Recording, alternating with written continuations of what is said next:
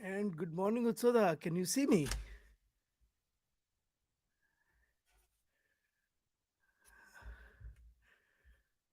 I don't think any. Good morning, Utsoda. Good morning. Just a second as we get started here. And here we are.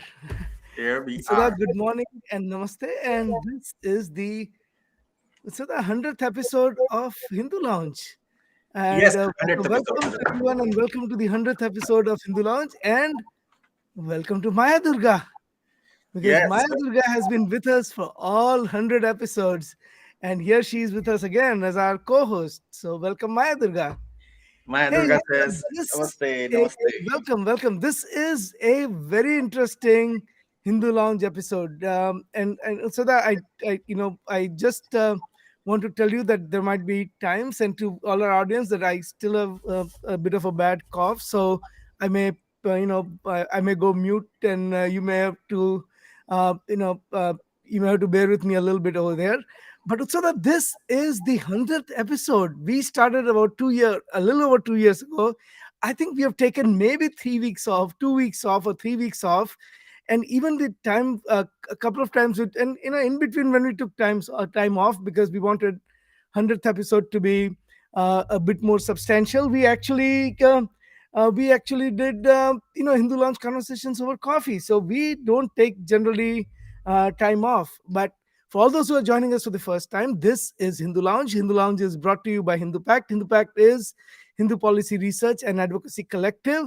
It is an initiative of World Hindu Council of America at Hindu, and we talk about, and in the Hindu Lounge we talk about contemporary American Hindu issues. And this show is hosted by Utsav Chakrabarti, who is the executive director of Hindu Pact, and I am Ajay Shah. I am the president of World Hindu Council of America, or VHPA, and convener of Hindu Pact. With that, Utsada and Maya Durga, welcome to Hindu Lounge.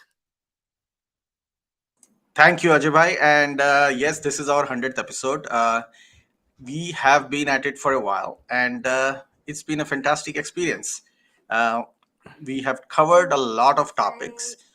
We are not, I should say, we are not a very snazzy bells and whistles show. We are a conversational show.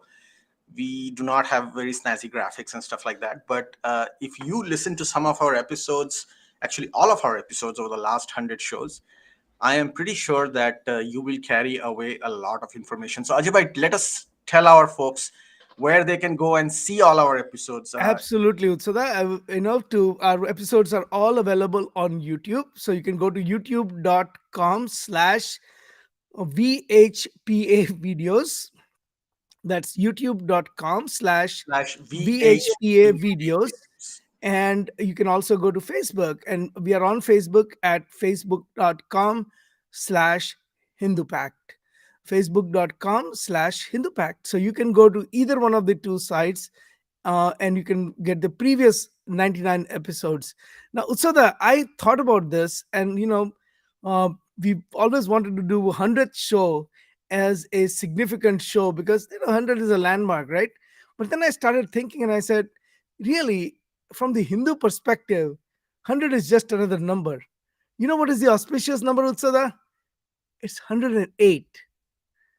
So we have to do a significant episode, which is a 108th episode. And that is the one that's going to be our special episode because there is no more sacred number than 108. All right. So that with that, I invite you to share your slides because I think it will go better. Um, and why don't you share your slides and let's dive right into it. So that this was probably one of the most interesting weeks when it comes to Hindu advocacy in America. And I, I, I want you to kind of walk through it because generally, I mean, when we think about cancel culture, we've always seen the culture that gets and cancel culture has always applied to all the pro Hindu, pro India things. So you have Indian events. There are calls for cancellation of these events. The people reach out to the speakers of the events and they ask them to withdraw from the events. And there's this momentum that builds eventually. But the effect or the end result of that is mixed at best. It's actually pretty poor in the ability of the left to kind of cancel Hindus. They go all out. They try to disrupt the events like the World Hindu Congress in 2018. But this is the first time, Utsada, that I can think of where uh, a blatantly Hindu phobic event actually got cancelled. So that tell us what this event was and what led to the end results that was cancellation of this event. Couple of things happened. There has been a movement going around in America, especially in states like California, where there's a significant American Hindu population. This movement has been trying to go around vilifying Hindus, specifically Hindus, and targeting Indian Americans. Because, in America, Indian Americans are probably the largest section of Hindu community in this country. And this movement has been going around targeting Hindu Americans and Indian Americans and essentially demonizing them, vilifying them as almost racist because they're using quote unquote caste as analogous to race, as racist, hateful individuals. And that's a blanket, it's nothing to do with any individual per se. It's just a blanket cover that they have been targeting the community with, very similar to how the Jewish American community was targeted in the 1930s around the world, actually, not just in America. And this group has been going from office to office, corporate to corporate, uh, with the support of a bigger cabal. And we will be conversing about that in the rest of our show, about who are the people behind this group of hateful people. They have been going around and trying to creep, like, wherever they can get an opportunity, seed the idea of this anti-Hindu, anti-India hate. And they succeeded in a few places. They succeeded in the mostly left-leaning California education, school and college system, the college system. Especially when I say school in America, it also means universities. And they have been trying that in corporate America, and they tried that in Google. And for the first time, under tremendous pressure, literally under under pressure to, look good, look quote unquote woke, and whatever the terms are that apply to America in these spaces, they were pushed back. And Google stood up, employees in Google stood up and said, enough is enough. This is not about discrimination. This is not about quote unquote caste discrimination and Dalit rights. This is about pure anti India, anti Hindu hate. And we will not let this happen because this has nothing to do with rights or justice. So that was a fresh and very refreshing outcome that happened in Google. And I believe that it was one of the first times that a very progressive, again I use the word progressive in quotes here, space rejected hate and discrimination directed against Hindus in India. This is a precedent that needs to be repeated. This happened partially because there is growing awareness about who these people are who are peddling this hate. And a lot of credit goes to the Indo-American community and different Hindu-American organizations, including Hindu Pact, who have been trying in their little ways to create education and awareness about these issues. So we do have to thank ourselves for it partially. But this is just the beginning. And I want to say that right away in the beginning of the show itself, that do not feel comfortable in your success and on this first instance. There is a long way to go. There are tremendously powerful actors who are against us and who will push back at Google. And so, whatever you will hear for the rest of the show, pay very close attention to it. And think about how you can help corporate America, especially if you're in Silicon Valley and California and all this high tech industry area. Think about how you can sensitize your office space, your company in this aspect, because they are going to come for you next. And that's why, whatever you hear in the rest of the show, please ask us questions about any doubts you have about what you hear. If you don't agree with us, ask us questions as well, and we will be providing you more and more information as much as we know and can analyze. So let me lay a little bit of groundwork, because there might be a lot of people who don't know about what the issue is. The issue is that there is a movement, um, basically, you know, it seeks to designate caste as a protected class. And a protected class is a legal term, and it makes it easy for people to bring a discrimination lawsuit, because now we become a protected category, a legally protected group. So if you can say that I was discriminated against because of my caste. Now, we would to start by saying that we none of us believe in any kind of discrimination. That's the first thing. I think we want to unequivocally state that we do not support discrimination of any kind, and that may have to do with gender, race, ethnicity, color, uh, origin, national origin, or a social status of any kind. The second thing that we have consistently said is that caste itself is a colonial concept. The word caste, which originates from word castos, was imposed by British for census in late 1800s. The word, the words or the phrases that Hindus have used are varna and jati. Jati is the clan or the family collective that you belong to, and varna is based on your profession. We want to clarify and make clear that it is not to say that Hindu society or any other society for that matter has been perfect. It is not to say that there was no discrimination based on birth, but to attribute it and to single out Hindus, to single out people of Indian origin, and make them a target because they are achieving, uh, you know, they are achieving greater heights in their profession, whether it's in Silicon Valley or academics or any other field in business, entrepreneurship, um, every field of life in America. To put a target, this is an attempt to put a target on them. Most people who are born and brought up in America, or people who come here to study, do not adhere to any kind of what the Britishers or Portuguese would call it caste system.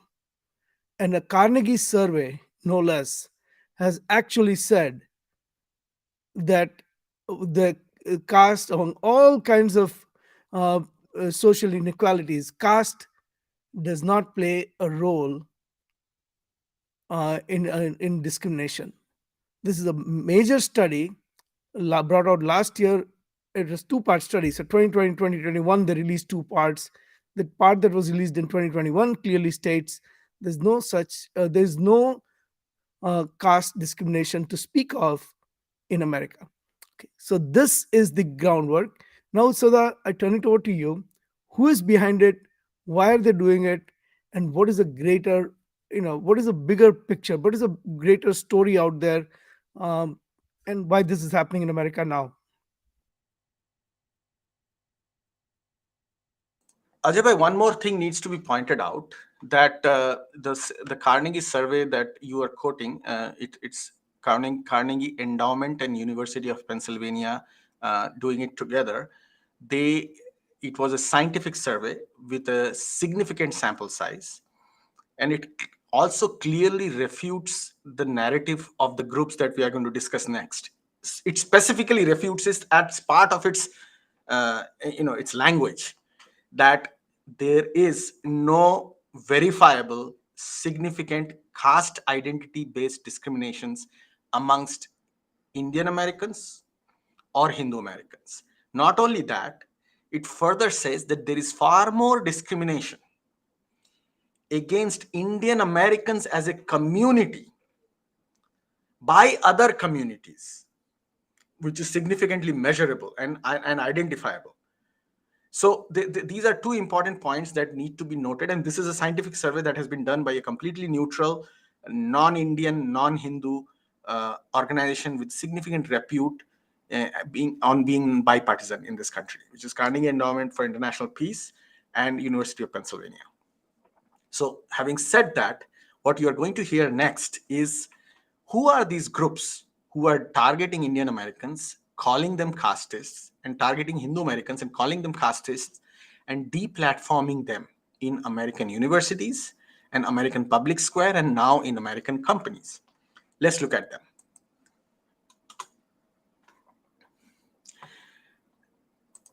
This is an organization that started which started doing this. It's called EqualityLabs, very ironically named, actually. It is actually a Hindu hating and India hating organization. It started in the early 2014 period. So, right around the time when India had its elections. This is important for people to understand. Right around the time when India had its elections and a new political party came to power, all these movements started in America, very conveniently. Uh, it is masquerading itself as a Dalit activist movement calling for equality and Dalit rights. It's led by an individual named Tenmoji Soundarajan. Tamils would pronounce it as Tenmori Soundarajan. Uh, and she has been going around doing this activism across America with the backing of certain elements. Now, let us look at who these elements are. On May 22nd, 2019, Tenmori, who is on the left side here, circle on the left side, organizes an event in Washington, D.C. with the person you see sitting here in the middle. This person is the leader. His name is Gurpatwan Singh Pannu. And I would request everybody to look up Gurpatwan Singh Pannu online. Pannun is the last name. He's the head of this group called Sikhs for Justice. This group openly associates itself as a separatist organization against India, openly supports Pakistan, even admits that they have connection with Pakistani agencies, and also supports terrorist groups that are banned in India, including terrorist groups in Jammu and Kashmir, as well as those in Punjab. So this is the organization with whom Equality Labs shares platform with, and co-hosts events. So On that this November, is also the organization that paid money to put up a Khalistani flag on top of Lal Killa or Red Fort in Delhi. they paid money. Not only they paid money, they also offered money for anybody who could assassinate the Prime Minister of India. That's right. They actually put out an ad saying they will offer money to anybody who can assassinate the Prime Minister of India. So, this is the level of their activism. This is also the organization who thanked the Chinese government for attacking India in Ladakh. This is an organization which actually has only one agenda in mind, that is the destruction of India. Literally, it doesn't even hide that fact. So this is who this quote unquote Equality Labs co-hosts events with. So why is Tanmori sitting with with Pannu? Why are they and Peter Frederick? Why are they together in this event? What was the So event? actually, Peter Frederick is not in this event. Oh, Peter Frederick is not. No, Okay. he's not in this event. I'm going to go to that next. So I'm going to why go. what was this event with Sudha and why were they together? This event was organized by SFJ, Six for Justice, to talk about quote unquote the right of Sikhs for separating for India. Basically, it was a separatist promoted event uh, to call for India to be broken up. And the reason for that, they wanted a separate country for the Sikhs. And that's it's part of the old Khalistan movement. It's if anybody wants to know more about it, we will have a show on it. We'll show how it developed and who were the people behind it, and a role of Pakistan government in it, a role of few other countries as well behind it. So that's number one. Now, on November 14th, 2017, just 2 years before this, 1.5 years before this, Equality Labs again organized a protest in California against Hindus who were calling for updating California textbooks so that Hindu Dharma can be represented properly in the textbooks, not the colonial version, but actually using Hindu scriptures and Hindu history. And she shows up with another anti Hindu hater, a white supremacist, nevertheless, a Christian fundamentalist, Peter Frederick. And in that event, she happily takes, she happily takes a picture with Peter Frederick, as you can see here. And on the left side, you see what Peter Frederick thinks about homosexuals. He's very open about his Christian fundamentalist ideas and how he hates people who are different from him, including those with different choices in their sexuality and gender. So Tenmoji, who otherwise is also supported by liberals as a social justice warrior, actually finds common cause with somebody who is very hateful against Hindus and LGBTQ people. So That's does the left not find Peter Frederick problematic? not at all. And why The is that? left is the left is very happy to embrace because they have a shared agenda and a shared goal. As long as a section of the left hates Hindus and India, and this is called intersectionality. So the whole concept of I don't know if you remember, Ajay, we discussed intersectionality in one of our early shows. And the intersectionality is a word that has now become very popular in America, in American campuses, in American universities, and as well as in American social circles. It's this whole idea of finding common cause with people with different ideological and identity streams. So as to target a common enemy. And the whole idea was developed to address politics in America, Democrat versus Republican, because America is a two-party system. Both parties, especially Democrats, decided that you need to bring people from diverse agendas and diverse identities to a common platform against a political ideology, in this case being Republican. So they translated that particular agenda driven politics and identity driven politics into targeting of Hindus in India. And now you see intersectionality in anti-Hindu activism. In fact, one of the most common themes that drives anti-India and anti-Hindu activism is intersectionality. You will see the extreme left, the extreme right, the Christian fundamentalist, the Islamist join hands when it comes to targeting Hindus in India. And that's a perfect example of intersectionality that you can ever get. Because otherwise, if you take the common hate for Hindus in India away from them, they will be killing each other off, which is what they do in many other parts of the world. So coming back to this topic, Tenmori shows up with Peter Frederick, a hateful white supremacist, in 2017 in an event against Hindus in California. Now, who else is Peter Frederick associated with? And I want to go back one slide here. Peter Frederick associated with a gentleman named Bhajan Singh Bhinder. Again, remember the first slide about how So Tenmori. is it possible for you to zoom into that? I think this is the most I can go in. Okay. All right, I that's don't. okay. You can maybe voice over it. Yeah, I'm going to voice over it. So Bhajan Singh Bhinder is also a Khalistani. Same ideology as Gurpatwan Singh Pannu. In fact, he's one generation before Gurpatwan Singh Pannu in terms of Khalistan movement's participation. From the 1990s, early 90s, he has been involved in the Khalistan movement. He was part of this conspiracy to organize weapons and rocket launchers and shoulder fired missiles that they wanted to import. Bhajan Singh Bhinder wanted to import in India and shoot down Indian civilian planes and shoot down people, using weapons, kill people using weapons. He was actually set up for a sting operation by the US Customs Department, but because he actually didn't go through with the deal to buy these weapons, he could not be arrested. But he was under blacklisting from the government of India since the early 90s. He is a person who goes by the name Iqbal Chaudhry and is on Pakistan. So his Pakistani code name is Iqbal Chaudhry, and he is on Pakistani intelligence agencies' payrolls since the early 90s. He has been continuing to work on I the. mean, we believe that he's on payroll. We don't really know that for a fact. That has not been proven. This is based on media reports and This is public. based on media report. We don't know that for a Yeah, fact. yeah. I mean, he will not come after us for saying this because he knows what it is. So, and he also has been acknowledged in Equality Lab's reports.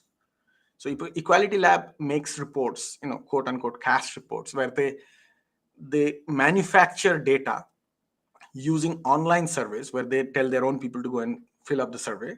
So it's a non-scientific survey, and in which they make these reports where they show that they are how Hindus are and Indians are, castists and racists. So in their reports, they have actually acknowledged, and on the right side, Bhajan Singh Bhinder's name shows up amongst other people, and they directly, are associated with this, with both Peter Frederick, and Peter Frederick is associated with Bhajan Singh Bhinder. So that's their connection with the Khalistani movement, separatist movement.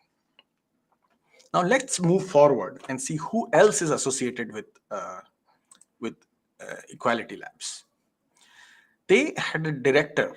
I say had because she has now been let go, and I'll tell you why she has been let go. Named Sharmin Hussain. She's a Bangladeshi Muslim. Remember, Muslims don't have casteism. That's what they say. Somehow she ends up being the director of Equality Labs, and she when she becomes the director of Equality Labs, she starts targeting any Hindu who is standing up in arena of politics.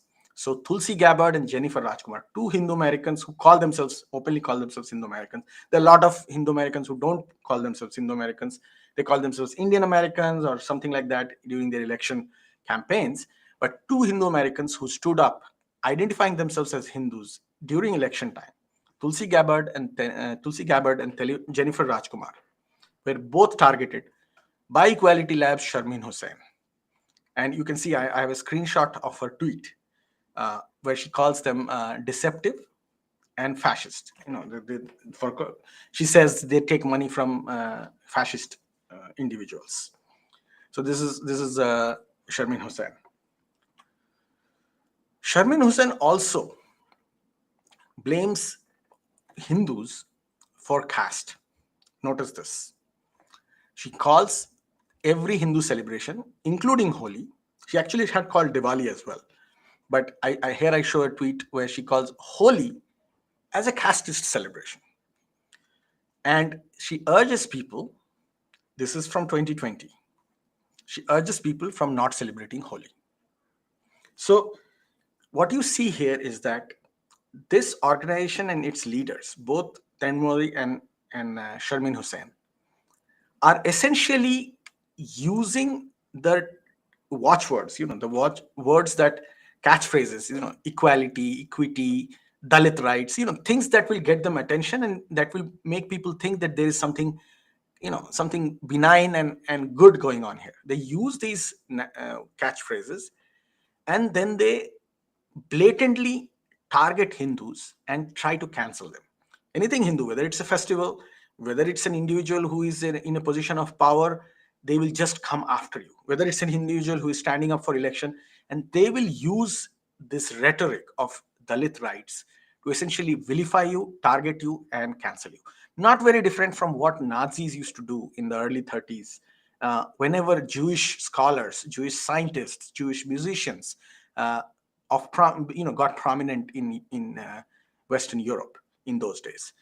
There were Jewish scientists like Albert Einstein who were forced to leave Germany before even Hitler came to power because of these reasons. Because the moment they would come to prominence, there would be this whole group of people who would start vilifying them and connecting everything bad in the world with the Jews. So this is very similar to what Equality Labs and Tenmori Soundarajan is doing. But that is not the reason I'm talking about this is not to just expose Tenmori and Equality Labs, but to expose these other individuals and organizations and groups who are behind her and empowering her. Uh, she also went after all the CEOs of Silicon Valley who are of Hindu origin. Uh, she went after Parag Agarwal, and just because he became the Oh, that was a, I think they called Parag Agarwal a casteist Brahmin or something like that. yeah, And yeah. it was, So you see, it doesn't matter. They don't care about the there was no proof, there's nothing, don't nothing. even know what his caste is. And we None. actually did a whole show on that, right? Yes, we did. And this actually, and this is coming from Dalit Diva is the ID that Temori uses. Okay.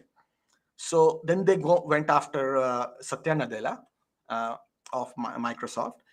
They went after Sundar Pichai. So anybody of any significance, they will go after them, and they will enter the fray. So this is almost blackmail, right? I mean, it's like if you No, no, don't no, support no. This is my not blackmail. cause, so This is way Equality more Lab than basically blackmail. says that if you don't support our cause, then you are a casteist and you are hate mongerer and whatever else they want to call them. So basically, in avoid to being getting labeled, these CEOs and these companies have to come out and just support them. And there is actually a business model, right? Because they go out and sell training, caste awareness training and all that. So it almost seems like Equality Lab, at least to me looking from outside, that Equality Lab, which is not a non-profit, right? Or is it a non-profit? I think it's not a non-profit. As far I don't know if it may be, but they It actually used offer to be. these services It used to to the be a companies. non-profit. It Pardon used me? to be a non-profit. It used to be a non-profit before. Now it is not. Okay, Yeah. it doesn't, because look, what they are doing essentially is they are targeting the entire Hindu community and the Indian American community. So it's a And combined they're target, using corporate money to do that because and they they're want blackmailing to offer the corporates. training. Yeah, they're Now we don't know blackmailing their corporates. finances, so obviously we can't really go into deep details of it. But from an outside perspective, it seems like there are two things that are driving. One is that they are they're promoting an ideology which is break Hindus, break India, cancel Hindus from America. That's one driver. And the second driver, Utsoda, is let's make money while we are doing it by selling corporate training and you know uh, getting getting to every university, every business, and just offer these courses. So I'm sure they're not offering them for free.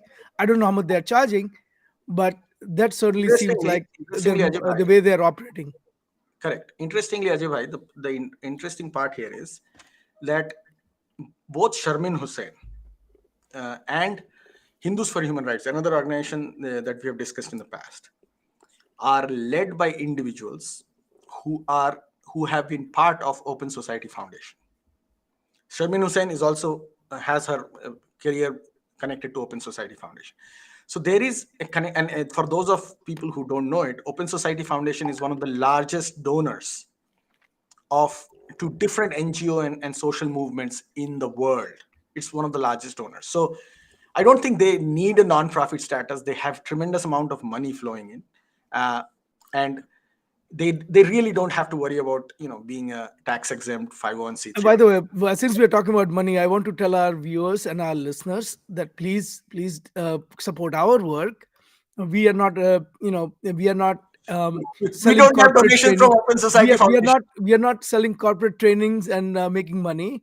We rely on small donations, and we can use as little as $5 a month if you can donate, or even one time. I mean, we can use even $1 if you can donate, although we hope that you can donate more so that we can keep bringing these shows to you.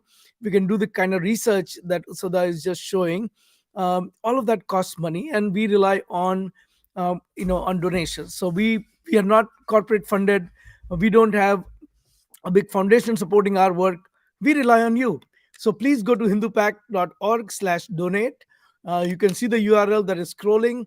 That's a new feature, by the way. You can see the scrolling, lower third, Ajay bhai, and I don't see it. I don't see it. you don't see it. It's on the broadcast side of things. You will not see it.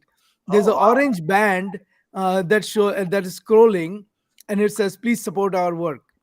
Oh, So wonderful. Thank you. Thank you. yes, so we in a new feature today. So the I want to dig a little deeper into Sharmin Hussain. Is she still at Equality Lab, and are they still spewing the kind of? Is she still spewing the Hindu hatred, like cancel Holi and cancel Diwali?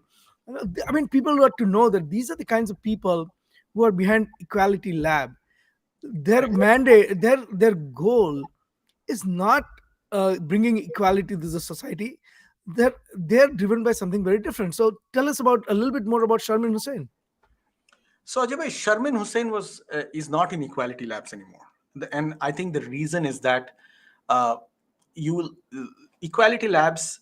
Okay, let me tell you a bigger story here, and you give me 3-4 minutes to tell you a bigger story to give you the journey of where Equality Lab started, who were their patrons, and where they are right now. And you will see, and why I am saying that Equality Labs has just one agenda, which is finding intersectionality to go after and target Hindus. That's the only larger driving agenda that they have. And this is the journey. I'm going to narrate the journey that Equality Lab has gone through. Early in the 2014 and 2015 era, Equality Lab actually did not have that much connection with Khalistanis or with Islamists like Sharmin Hussain. They did not. Equality Lab actually started off as a Christian fundamentalist project. It was supported. I won't use the word funded because I don't have the actual documents in front of me, but I do have evidence to show that it was supported by the Church of South India, which is a right-wing evangelist Christian organization. CSI, it's called CSI, and its branches in America. So Equality Lab started off as that, and then eventually, so from this was early 2015. So all their events around that period of time were linked to the Christian right movement. They would host events in sometimes in churches. They would have co-hosts who would be from these churches. In fact, there are two names that come up very common. One is Joshua Samuels. He used to be in New York. I don't know where he's right now, but back then he used to be in New York, a former priest of the Church of South India. And Benjamin Kalia, okay, Benjamin Kaila, another evangelist. So these used to be the two main backers of Tenmori in back in then at that period. So from 2015 to 2016 and 2016, mid of 2016, she was working with this evangelist. I believe that's when she got in touch with the right-wing evangelist individual, white supremacist, named Peter Frederick. And that was around the time then during the California textbook movement, where Peter Frederick, who also has connection to the Khalistanis, was finding intersectionality with Tenmori and Equality Labs. Now, from Christian fundamentalists, Equality Lab moves towards the Khalistanis back in around end of 2016. and beginning of 2017. So then the Khalistanis, Bhajan Singh Bhinder especially, created an organization called OFMI, Organization for the Minorities of India. That was again an intersectional organization supported by the Khalistanis, created by the Khalistanis to bring in other anti-India, anti-Hindu groups together. So Equality Labs finds a common cause with OFMI and becomes part of this Khalistani effort. That's the period when you see them openly associating with Peter Frederick, openly associating with Bhajan Singh Bhinder, and until 2019, as I showed the picture, associating with banned organization like Six for Justice, SFJ, the photograph of which I showed in the beginning of uh, of the event. So 2017 to 2019, they are in this place. Around 2019, when India had another election, and there was a return of the ruling government to power, then this OFMI charade, the whole umbrella of OFMI starts falling apart. Then the more hardline Islamists start taking over the reins of this organization. That's when Sharmin Hussain comes into the picture. And that's why I'm going to address, I went back, Ajay Bhai, to address the question of Sharmin Hussain. So around 2019, Sharmin Hussain comes in and takes Equality Labs, which started off as a Christian fundamentalist supported group, then moves on to become a Khalistani supported group. Then it becomes a pan-Islamist supported group. And that's when Sharmin Hussain starts promoting Islamism through Equality Labs. And I will show you a screenshot, a picture here. Hold on, Ajay Bhai. 1 minute, where you will see how Equality Labs actually I think I did not add that tweet. There is a I think we don't have that here, but let me try to see if I can show it somewhere else. Ajay, just bear with me 1 minute. So while you're doing this, I want to say that so far, several universities and organizations have fallen prey to the, uh, you know, I would say the hate mongering that Equality Lab has brought about. It started with Brandeis University, and Cal State University system has also now declared caste as a protected class. Without Purely knowing, based on the propaganda. and based on the propaganda, right? Because none of these people understand the complexities of the Indian or social structure. None of them understand the kind of background that the Hindu hating, India hating background that Equality Lab has. In fact, most Hindus unfortunately don't understand Correct. where Correct. Equality Labs is coming from, Correct. and people are immediately put into defensive. Again, I emphasize, none of us is for social inequality. None of us is for treating a fellow human being any different than you would treat your own family members. Correct. Correct. Right? Ajay bhai, That is the fundamental tenet of Hindu dharma. correct. What we are talking here is about an organization whose sole purpose is to break India, break Hindus, cancel Hindus from the face of the earth. These are Literally. the people who want to cancel Diwali. These are the people who want to cancel Holi. These are the people who want to make sure that the second and third generation Hindus who are born and brought up in America detest being Hindus and do not remain Hindus. That Correct. is the driver. Absolutely. So that you have your Absolutely. tweet up. So And now I'll turn it over to you. yes, and if you look back, so I'm going to recap the timeline. 2014 to 2016, the Christian fundamentalists supported. 2016 to 2018, 2017, OFMI and Khalistanis, bring this up, promote it, find intersectionality with it. 2017 onwards, Islamists start taking over. And this is that's when people like Sharmin Hussain and all start taking the reins of this organization. And this is a very good example of a tweet that Equality Labs made in July 2020, where Sharmin Hussain actually starts promoting Islamic liberation theology. So Well, basically, I want to say also that I'll go one step forward. This tweet is not from Sharmin Hussain. So I would say that Tanmori herself is promoting it because this is done under the Yeah, name yeah. of Equality Lab. It is no, no, it's Tenmori is promoting it, but you can see this is Sharmin is the one creating the compilation list. So you can see the role that now, previously the Christian right wing, white supremacist evangelists were playing the role of giving them the platform and legitimacy. Then the Khalistanis give them that role, and OFMI give them that. So basically, you see foreign intelligence, Pakistan's intelligence agency start taking over once they saw the usefulness of this anti-Hindu, anti-India movement.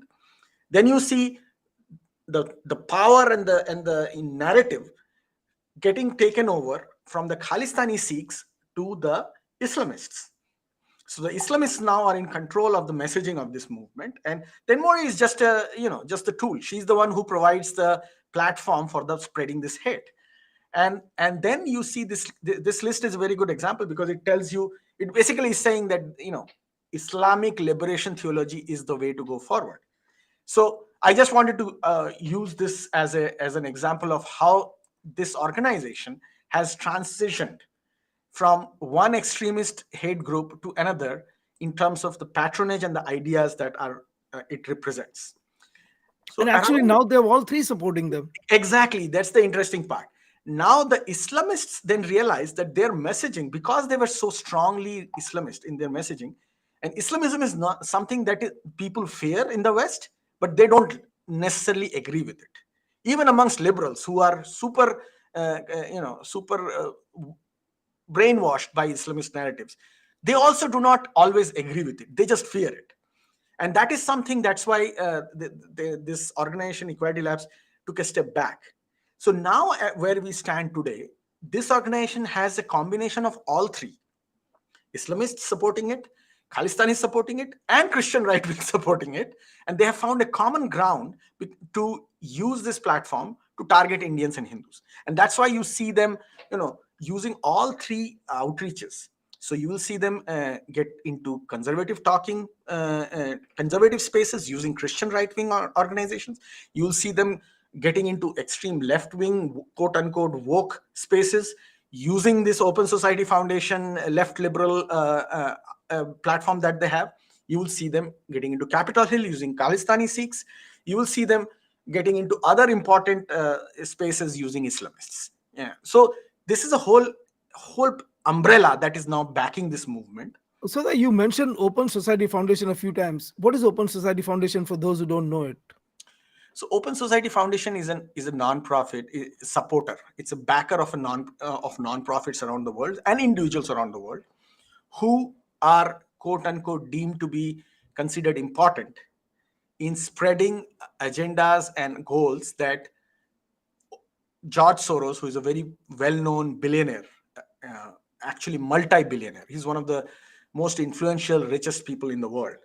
And if you Google George Soros and if you Google Open Society Foundation, you will see both good and bad things. Obviously, he has been accused of being trying to create topple regimes, try to topple democratically elected governments. George Soros and Open Society Foundation have been banned in many countries, including in Hungary, in Europe. Obviously, India hasn't banned them, but so there are real concerns about the role that Open Society Foundation plays in spreading disinformation. And people may agree with it, people may not agree with it, but in this particular case, there is a clear pattern emerging on how many individuals with connections to Open Society Foundation actually help prop up and associate themselves with Equality Labs. And this is a trend. People can draw their own conclusions from it. So now you have Equality Labs in a space where they are backed by an intersectional group of people who have just one common agenda. And this is the part I want people to understand, that people who are supporting Equality Labs right now have only one common agenda, and that's the shared hatred for everything Hindu. And their agenda is curated to defame and deplatform any representation of Indian American diaspora or Hindu Americans in the future of America. So they want to ensure that 10 years down the road, when there is the next Satya Nadella or the next Sundar Pichai, that person should be afraid to call themselves a Hindu, because the moment they call themselves Hindu, they will be called castists or racists. This is the level of hate that Tenmori and Equality Labs want to normalize. And as I said over the last half an hour, there's a whole gamut of organizations, ideologies, and power brokers who are supporting it. And So also that is why what Google did is significant. that's why the pushback from Google is significant. Now, what you have to understand, Ajay, is that this is just the beginning. Google will be vilified. Hindus and Indians working in Google will be targeted. They will be called racists. And our children, your children, they will be encouraged to call these people racist, because that's the amount of influence they have on the universities and campuses. So there is a huge necessity for organizations like Hindu Pact to create awareness as much as possible, not just amongst these companies, but also in universities, also in the public square, also among neutral actors who are otherwise going to be swayed by this intersectional hate. And so the we need to proactively counter this. What are your thoughts? How do we take, and without giving away the entire strategy, how do we counter this? So see, this is the important part here, and this is why it is why we do these shows. Uh, the most important role here is that every individual needs to know who Equality Labs is, needs to share that information in their immediate environment, needs to share that information with their children. And Hindu Pact is going to create informational packages over the next few weeks to enable that to happen. And that information needs to travel from place to place to Indian Americans working in these companies. I see hundreds and thousands of Indian Americans not knowing anything about Equality Labs and what they represent. They have a good heart, and they get caught in the catchphrases that I mentioned, justice, Dalit rights. These are catchphrases that everybody empathizes with. Who wants to discriminate amongst the Indian community? Nobody. So they all get caught in this narrative without realizing that Labs has nothing to do with justice Or equality. or equality. And it's not just the academic institution, it's not just Google. They actually brought a lawsuit against Cisco, which is still pending. They also brought a Democratic Party in California, put a caste as a protected class on its platform, no less. And Correct. they also brought it. That has not stopped people like Peter Frederick to call Democratic Party lawmakers like Tulsi Gabbard, like Jennifer Rajkumar, and as of now, recently, like the what's it, Raja Raja Krishna. Krishnamurti in Chicago, as fascists and Nazis. So this is the irony of the whole thing. The Democratic Party has bent backwards to accommodate these anti-India, anti-Hindu activists and agendas. And yet, every Hindu and Indian in the Democratic Party who calls themselves a Hindu or Indian is targeted by these people and openly called a fascist and And a then Nazi. there's very little that these groups do to come out in support of fellow Hindus or fellow Indians.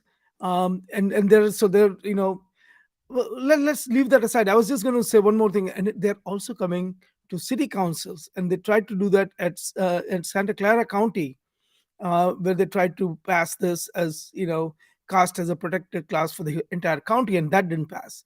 So this Equality Labs hate is not just limited to academic institutions, but it extends from academic institutions to corporate America, to counties and cities, and and a major party platforms. And the more people know about what they truly are, the more they will realize that there is no equality in Equality Lab. It is best described as destroy Hindu Dharma Lab. Okay. There is one more individual I wanted to highlight. We looked up at Sharmin Hussain, who was a pan-Islamist with Open Society Foundation backing, who played a key role. There's a Pakistani American as well, who also plays a very important role in Equality Labs agenda creation and outreach to these campuses. And her name is Shaista Patel. So this Shaista Patel is in the ethnic studies department of critical Muslim studies, in California, and she has been a key player. She has been a key player. She's in University of California at San Diego. She has been a key player in getting Equality Labs, the content, the polemic and the propaganda narrative that it needs to promote its hate agenda in campuses. And again, it's not a coincidence that you see Islamists and Pakistan connection in this whole thing, because Equality Labs does not start off as a Pakistani influence operation. It started off as a church based anti Hindu right wing influence operation, but it became a Pakistan sponsored influence operation, Pakistan backed influence operation, when it started getting success in the public space. And that's why you see constantly see the Khalistanis and the Islamists playing a key role after 2016 in And this. isn't it ironic that the places where Christians are probably most persecuted in the world is Pakistan? And Not just here, that, not just that. Irony, even bigger irony, is that the Hindus in Pakistan who are forcibly converted to Islam, three every day, three Hindu girls, most of those Hindus come from the Dalit background. In fact, in Pakistan, the Hindus who suffer the most are from the so-called lower classes of the society, the poorest of the poor. And you will never see Equality Lab even utter a word in support of them. That's why it is important, Ajay bhai. I keep telling this to our folks in Hindu Pact. Go to your city council, whether you are in California or any other part of America. Give a statement about the situation of Pakistani Hindu girls in Pakistan. We will empower you with the content you need, with the facts you need. But if you want to counter organizations like Equality Lab and counter them from spreading propaganda against Hindus, you have to provide the truth. The alternative, the reality is telling them the truth. And that's why it's important that every Hindu who's listening to this and every Hindu who watches who is connected to Hindu Pact takes it upon themselves. Nobody else is going to do it for you. And no amount of hashtags on Twitter is going to make it work for you. You have to be in the city councils. that Ajay bhai, was your sound is. the there was a very good you know uh, summary of what we need to do in order to counter this kind of Hindu hate. Now, with that done, uh, let's pivot to the next topic, which is kind of related. This was also a week when Secretary of State uh, Tony Blanken released the 2021 report on international religious freedom, and this particular report um, singled out India, among other countries, of course, but singled out India for discrimination against minorities. And we issued statements from Hindu Pact criticizing this report. Even though the report does mention in passing that Hindu girls or minority girls in Pakistan are abducted and all that, that's not the issue here. The point is that they devoted significant amount of time or space to criticizing Hindus. Now remember, India today has almost a 1.4 billion people, over Ajay 1.4 bhai, I billion people. believe that the part of Pakistan, that the issue in Pakistan that they address is the blasphemy law issue. I think they, in passing, they also mention the abductions, but regardless, that got one sentence. But the India part got a lot more coverage in terms of space in the report. And so and they even said that government officials collude with the majority Hindus and all that. India has 1.4 billion people. India is secular despite of its majority being Hindu. It you know actually it gives more civil rights, separate laws, and even pilgrimage facilities to minorities that Hindus don't get. This is the country that is being criticized today for not being quote unquote secular. Why would that be? So that I think that that is because the Democratic Party and the Democratic president wants to get the Muslim votes in the swing states in United States. So if they were to pander to their own vote bank in a state like Michigan, then it enhances their chances for controlling the Senate, controlling the House, and also the next presidential election. So they would completely ignore the fact that Hindus are getting killed in targeted killings in Kashmir, and a movie that comes out is called hate mongering movie, even though today we can count 9 targeted killings in last few months in Kashmir, all Hindus. Okay? Today we find in India that where even a smallest attempt at secularism uh, leads to riots, leads to protests. And we talked about PFI and other organizations which got involved in hijab issue in Karnataka, where the school had a standing uniform policy for people of all religions, people from all social background, to bring a sense of equality, to use that phrase again, in the classroom. For 50 years they had as a uniform dress code. And so this is the and now you see this report from Tony Blanken and the US State Department criticizing a country like India, which their fundamental tenet is bringing people of all faiths together because of the Hindu roots that India has. So the problem here is, I genuinely believe that America is the position that America took in its USCI, based on the USCIRF report, had was done because of other geopolitical events that have been happening around the world.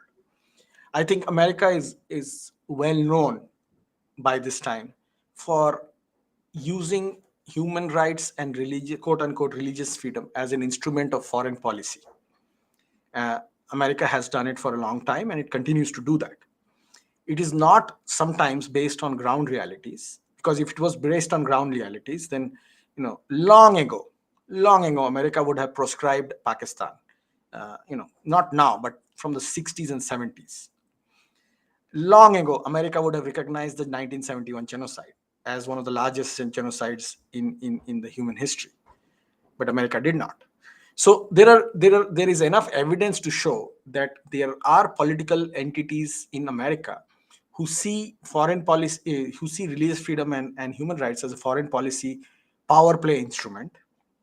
And I would request you to see this the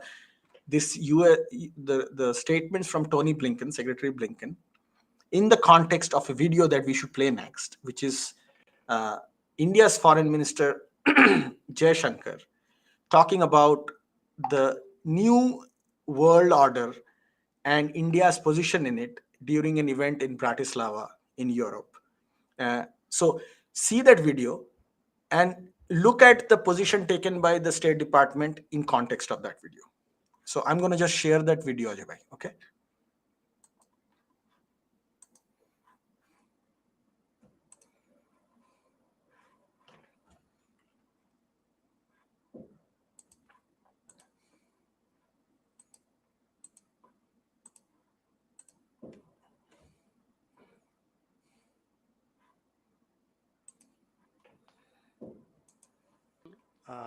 The why I wanted to interrupt you in a way.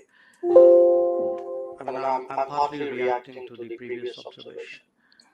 Somewhere Europe has to grow out of the mindset that Europe's problems are the world's problems, but the world's problems are not Europe's problems.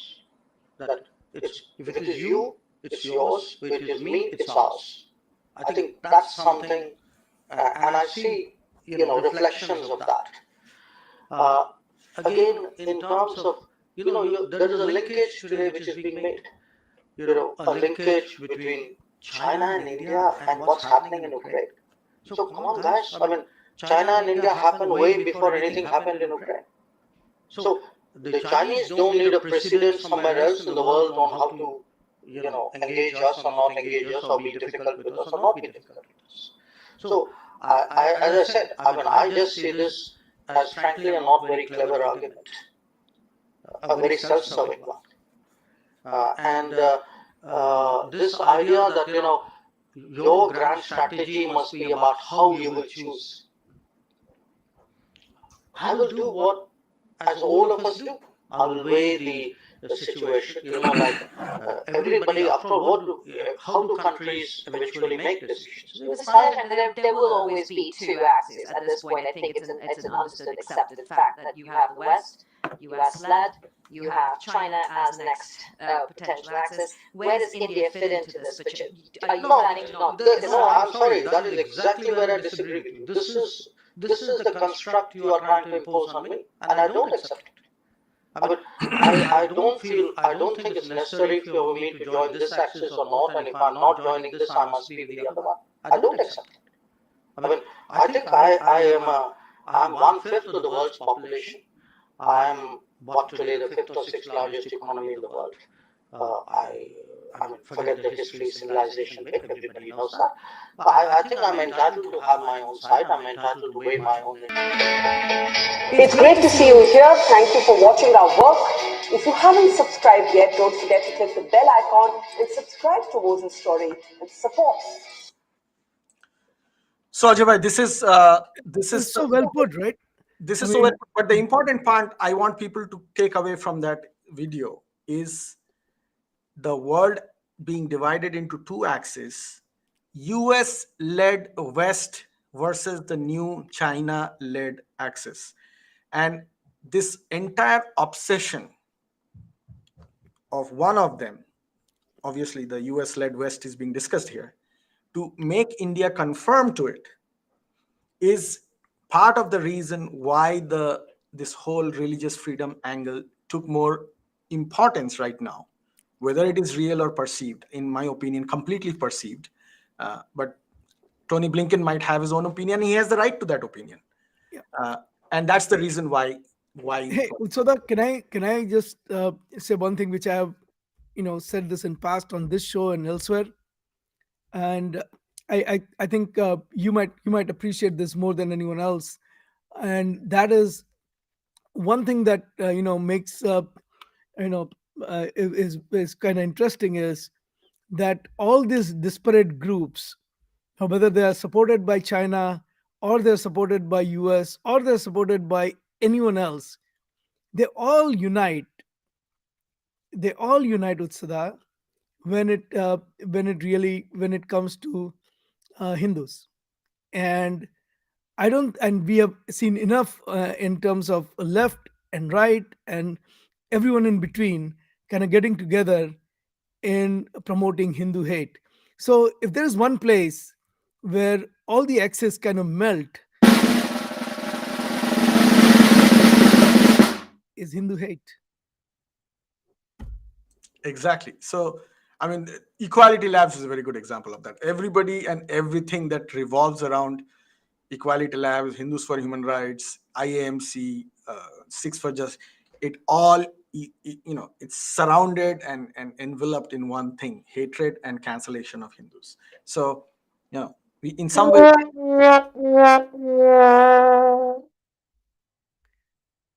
So on to the next topic. And this one, and since you have the control over the slides, please go to the slides, to the next slide where we talk about the Hindu Seva or Charity Act of the Week.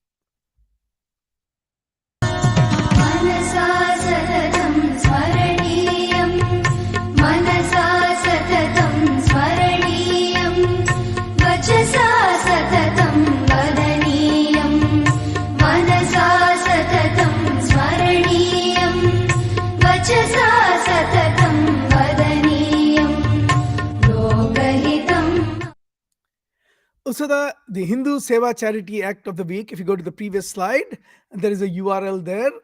Is Hindu Pact, because we would like people to donate to Hindu Pact and help us bring Hindu Lounge and all the other shows to you every week. And it's not just that, we do legislative actions. We have our project Chingari, where we work on getting justice to Hindu girls in Pakistan. We work on Hindu identity issues. We work again, and as you have seen today, uh, we bring awareness of Hindu hate in America, and we also do positive promotion of positiveness that Hindus bring to American life. For Yeah, all that I and might more. also want to say that there is, for all of us to be able to expose organizations like Equality Labs, it takes years and years of research.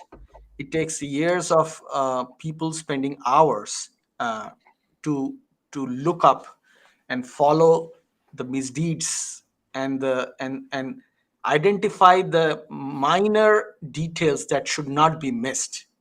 uh, just to show you an example, this photograph that you see in the beginning of this slideshow, somebody had to stake this photograph. Somebody had to be there and identify who these individuals are, and that doesn't happen out of thin air. And we didn't take it from any published newspaper. This is the picture that This is an someone from original Hindu picture. Pact actually took.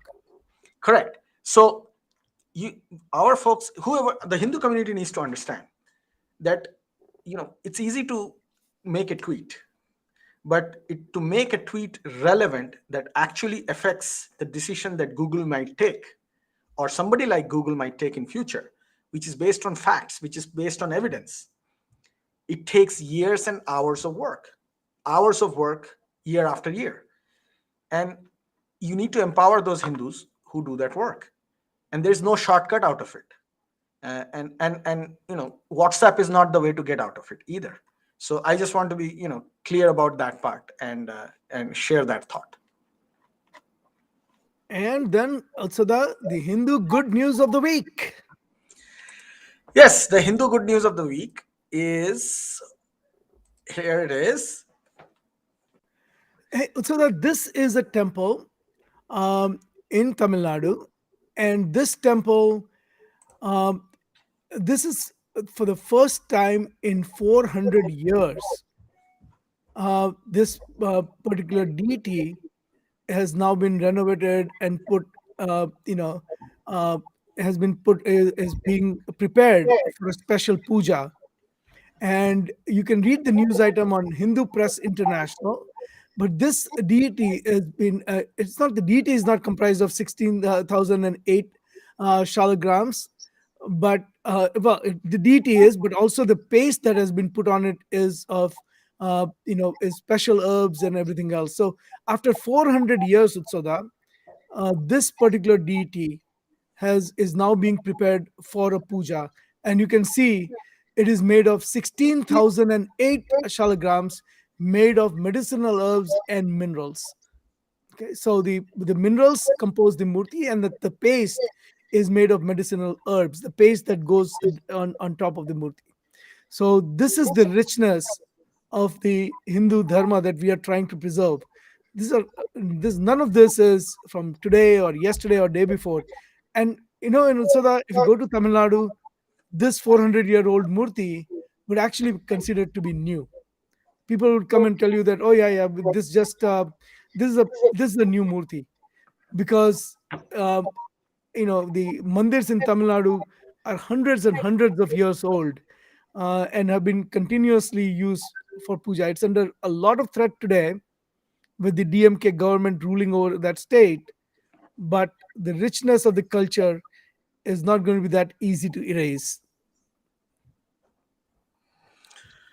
I I agree with you. I agree with you.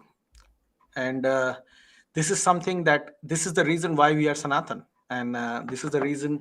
See, this and the sacrifice of a core group of Hindus, generation after generation, is what makes us the world's oldest religion, and still the world's third largest religion, uh, in terms of numbers, in terms of civilizational identity, and this is what this is the inspiration that keeps us going. And I cannot express the kind of pride that Tamils have in this thousands of years old Hindu civilization. That's correct. That's correct. Right? So the finally, and this requires, as always, some kind of a drum roll, right? I mean, otherwise you'd be disappointed if I didn't give you a drum roll No, on no, this. I won't be. I would be very No, happy. I know, so that you might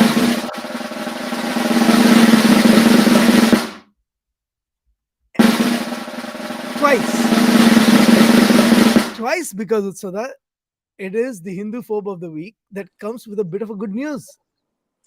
Ajay bhai, it annoys me to hell, but this is a test of my patience. It's good to have patience as It's good Hindu. to have patience. You're learning. See, Patience is a virtue. I expected you to play this.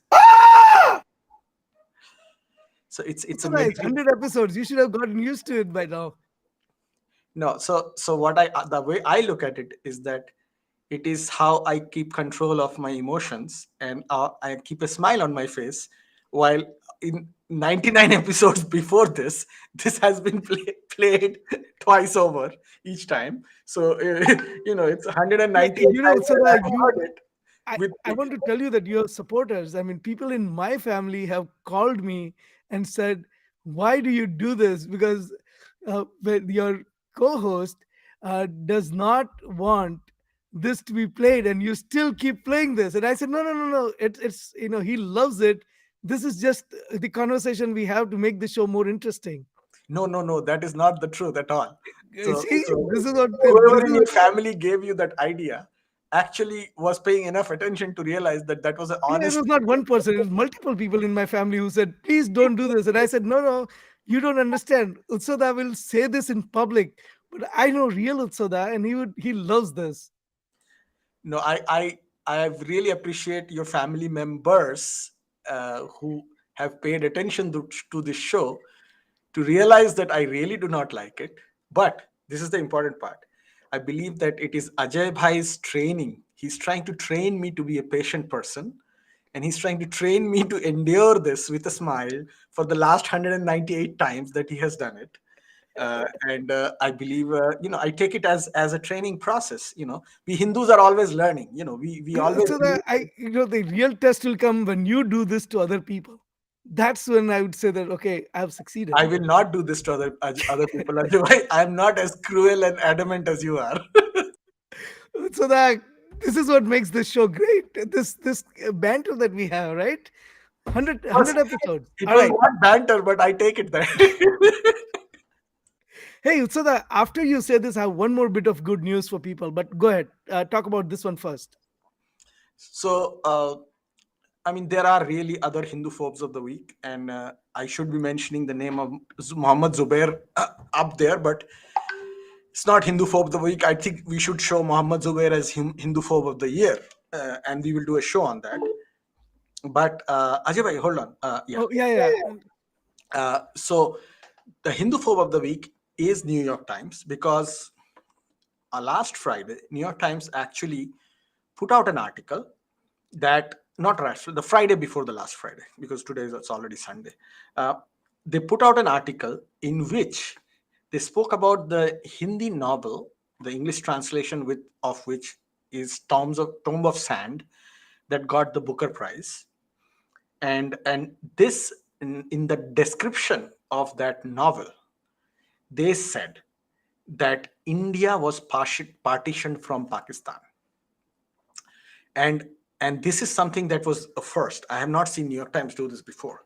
The reason this was alarming, and we called it out in our tweet. So if you go and follow Hindu Pact @Hindu Pact, in our tweet we called it out, because it was not just a simple error in saying that India was partitioned from Pakistan. The reason this was dangerous and quite hateful is because that is the narrative that many Islamists in Pakistan, including Islamists from banned organizations, actually profess and promote. They genuinely believe that the Islamic conquest of the Indian subcontinent was a preordained Quranic edict uh, that was mentioned in one of the hadiths actually.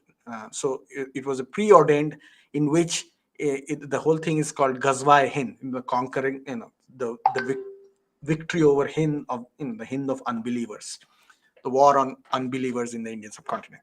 So the whole concept of Ghazwa Hind actually looks at the Indian subcontinent as an Islamic conquest zone, and the partition of India is seen as that from a existing Islamic mega state, and to actually adhere that and promote that, which is what New York Times did by saying India was partitioned from the Islamic mega state that was Pakistan, the pure Islamic mega state. That was very dangerous. That was, and a lot of people did not catch on to that connection with the Ghazwain idea. We called that out on May 31st, and we wrote to New York Times about it. We tagged them, and thankfully they they issued a retraction, and they said that the article was incorrectly described, that India was partitioned from Pakistan, and they corrected it by saying India was partitioned from British India, which also is problematic because I would venture on to say that India was partitioned from British controlled India is to be more accurate, because at that time British government This controlled is India. a 7,000 year at least, maybe Yeah, longer, yeah, old civilization and a nation, because everything that you read about in all the ancient Indian scriptures, Indian history, Indian books, it is called Mahabharata War for a reason, because Bharat. the It was entire called Bharat country. in the war itself. In the Yes, the yeah, Bharat is part of the the title of the war itself. yeah, So this is a war that was fought 5,000 years ago yeah, in 3023 BC. So we're talking about a war that was 5,500 years ago, and it still uses the word Maha, which is greater, Bharat, India. So greater Indian war. It was not greater British India war. correct. So I'm happy that, and we tweeted again, to New York Times, expressing our satisfaction that they corrected it. But while we pointed out to them that it is still not correct, because they mentioned British India rather than British controlled India or British administered India, to be more precise.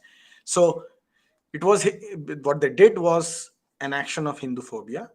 Their correction was still not enough, but we still want to mention it because they did correct it. And now, Ajay bhai, back to you about Well, the good no, news. so that I want to first, I want to say that, you know, come on, we have done 100 episodes, so we have to bring in something new. We can't be just doing the same, we are doing the same thing. We continue to do Hindu Lounge, but are we doing something new as well? Are we expanding? And also, that I'm glad to report that we are, because 3 weeks ago, we rolled out the second show in the Hindu Lounge series. Our goal is to have a series of shows, not just one that we are doing today, which is the main Hindu Lounge show. But we brought out another show, and it's called Hindu Lounge Conversations Over Coffee. And Hindu Lounge Conversations Over Coffee is to a show that brings interesting guests to a special interview program where we talk about the books they have written, the work they have done, the life mission, things that they want to share with the broader Hindu community. And it doesn't have to be politics, it could be something spiritual, it could be someone who has achieved something in healthcare or entrepreneurship or whatever. But they have an interesting perspective because the driver for that work was in some way or the other Hindu Dharma or the fundamental tenets of Hindu Dharma. So, what we want to do is connect people who have achieved something beyond normal based on their Hindu roots. And we have done 3 shows now, and we last week was one of the best shows we had, where we had the lawyer for for the Gyanvapi Mandir, who came to us and told us about his life story and what drives him, because he was also engaged. His father was engaged in Ram Janmabhoomi movement. From the legal case, he was representing the deity in the Ram Janmabhoomi case. and his son later on joined the case, and then he was, and he is the main person as a main Supreme Court lawyer for the Hindus and the deity, the Shivlinga that is there in the Gyanvapi Mandir. So we will continue this series. There's no decided frequency yet, but just so that people know, we are always working on bringing marquee guests to that program. So that is one new thing. And also that we would not stop at that, because after all, it's 100 episodes. We have to keep bringing new things. So I'm glad to announce, excuse me, I'm glad to announce today, Utsoda, that Hindu Pact is glad to bring Hindu Lounge. Also, there's some echo coming from your computer. Uh, and it might be because you played that video, but I'm not sure. But I'm glad to announce today that Hindu Lounge Conversations Over Coffee now has its own podcast. And here we go. You can access and you can get the Hindu Lounge Conversations Over Coffee podcast on Spotify, on Amazon Music, on Google Podcast, on Apple Podcast. It was just released yesterday, so if you don't see it today, wait for about 48 hours and you'll be able to get it. So now you can download the podcast onto your podcast player, and you can listen to us talking to our guests at your convenience. We also plan, and this is how it would look. This is our main podcast page. If you were to go to Spotify, for example, you will see the previous episodes. So here are the episodes: the first episode, second episode, the third one with Vishnu Shankar Jain, the lawyer for the Gyanvapi Mandir case, is going to be uploaded later today. And our plan is to actually go back to Hindu Lounge shows, uh, and upload some of the interviews that we had into a separate podcast called Hindu Lounge Podcast. So we'll have several of the past episodes of Hindu Lounge also available as podcasts, so people can download and listen to us. But I'm so glad that we are able to add to our portfolio, and we are going to keep adding more such conversations, more such programs to our portfolio of Hindu Lounge programs to increase awareness of the Hindu issues. So, that your thoughts? You're on mute, but uh, Can you hear me? yes. Okay. So Ajay bhai, I think it's a fantastic effort that you have put in. So when your voice went away, you actually utilized that time to put in tremendous amount of effort to get this done. So I don't know whether I should congratulate you for losing your voice, or I feel bad to say that, but thank you so much for making all the putting in all the time and all the effort you did. Uh, and I think it's fantastic. I really encourage our people to go and listen. Uh, you really would gain in terms of information that you may not be finding in other places. We are less on rhetoric. We admit to that. Uh, we are less on rhetoric, but we do provide facts and analysis that many other organizations and people do not provide.